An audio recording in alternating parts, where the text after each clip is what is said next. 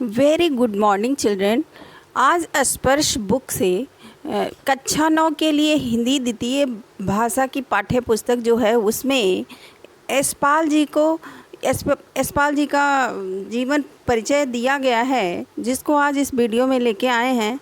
तो आप अच्छे से इसको सुनते सुनते और बहुत अच्छे से याद कर सकते हैं यशपाल जी के जीवन चरित्र को।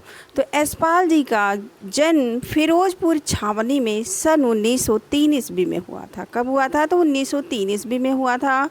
इन्होंने आरंभिक शिक्षा स्थानीय स्कूल में ही, उच्च शिक्षा लाहौर में पाई। स्थानीय शिक्षा स्थानीय स्कूल में जो आरंभिक पहले प्रारंभ की उनकी शिक्षा थी वो स्थानीय स्कूल में पाए और उच्च शिक्षा इन्होंने लाहौर में पाई। यशपाल विद्यार्थी काल से ही क्रांतिकारी गतिविधियों में जुट गए।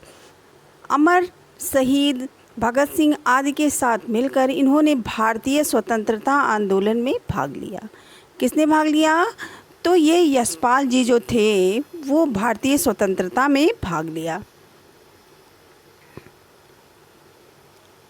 साथ ही मिलकर इन्होंने भारतीय स्वतंत्रता आंदोलन में भाग लिया।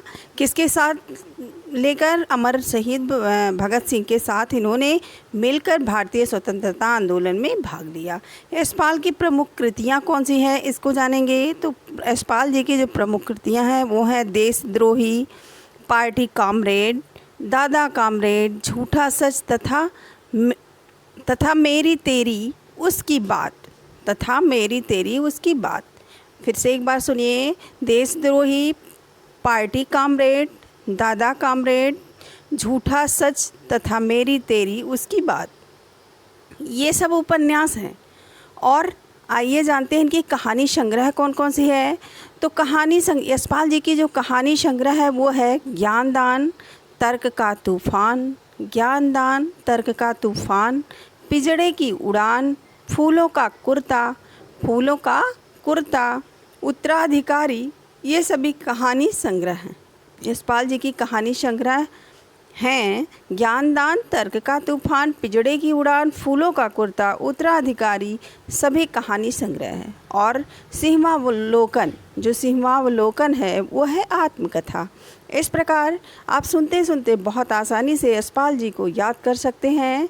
तो इस वीडियो को अंत तक ज़रूर देखें और इसके बाद में लेके आएंगे कहानी दुख का अधिकार। यशपाल जी का जो कहानी है दुख का अधिकार, इस वीडियो के बाद लेके आएंगे। तो आप अच्छे से इसको सुन लीजिए। एक बार में समझ में नहीं आए तो दूसरी बार भी सुन लीजिए और अच्छे से यशपाल जी का जीवन परिचय आपको याद हो जाएगा। मेरी तेरी उसकी बात पर यशपाल को साहित्य अकादमी पुरस्कार मिला था। क्वेश्चन बन सकता है कि यशपाल जी को साहित्य अकादमी पुरस्कार किस पे मिला था? तो मेरी तेरी उसकी बात पर यशपाल जी को साहित्य अकादमी पुरस्कार मिला। यशपाल की कहानियों में कथा रस सर्वत्र मिलता है। यशपाल जी की कहानियों में क्या मिलता है? इनका जो सामान्य परिचय है कुछ इस प्रकार है कि यशपाल जी की कहानियों में कथा रस सर्वत्र मिलता है। हर जगह पे इनका कथा रस मिलता है। वर्ग संघर्ष, मनोविश्लेषण और पैना व्यंग्य इनकी कहानियों की विशेषताएं हैं। इनकी कहानियों की कौन कौन सी विशेषताएं हैं इसको फिर से सुनिए। तो वर्ग संघर्ष, मनोविश्लेषण और पैना व्यंग्य इनकी कहानियों की विशेषताएं। यशपाल यह मानते हैं कि समाज को उन्नत बनाने का एक ही रास्ता है। वह कौन सा रास्ता है? तो सामाजिक समानता एक रास्ता है जो समाज को उन्नत बना सकता है। समाज को उन्नत बनाने में उसका मार्गदर्शन कर सकता है। तो सामाजिक समानता के साथ साथ आर्थिक समानता जो होती है उसको भी यशपाल जी ने अपनी रचनाओं में हिंदी के अलावा उर्दू और अंग्रेजी के शब्दों का भी बेहिचक प्रयोग किया है। यशपाल जी ने अपनी रचनाओं में कौन सी भाषा का प्रयोग किया है? तो अपनी रचनाओं में हिंदी के अलावा उर्दू और अंग्रेजी के शब्दों का भी बेहिचक प्रयोग किया है। प्रस्तुत कहानी देश में फैले, ये जो इनकी कहानी दुख का अधिकार है उसमें इन्होंने क्या दर्शाने का प्रयास किया है इसको आइए जानते हैं।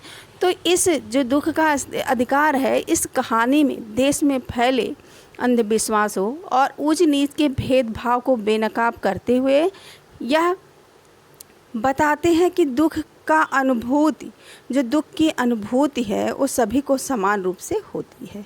अब समान रूप से कैसे होती है? अगर कोई राजा है, एक उदाहरण सुनिए, अगर कोई राजा है और एक कोई रंक है, अगर उसका फिंगर कट जाता है तो उसके भी जितने दर्द उसको होंगे उसी तरह से ही उसकी जो एक रंक है उसका भी वही दर्द होगा, उसको भी उतना ही दर्द करेगा। तो इस प्रकार बराबर है, कोई भी जो दुख का अनुभूति है वो लगभग सेम होता है। इस कहानी में धनी लोगों की जो अमानवीयता है और गरीबों की मजबूरी को भी उन्होंने गहराई से उजागर किया है। कौन किया है? तो यशपाल जी ने इस कहानी में, यानी दुख का अधिकार कहानी में, धनी लोगों की अमानवीयता और गरीबों की मजबूरी को भी पूरी गहराई से उजागर करती है। यह सही है कि दुख सभी को तोड़ता है। दुख में मातम मनाना हर कोई चाहता है। दुख में मातम मनाना हर कोई चाहता है।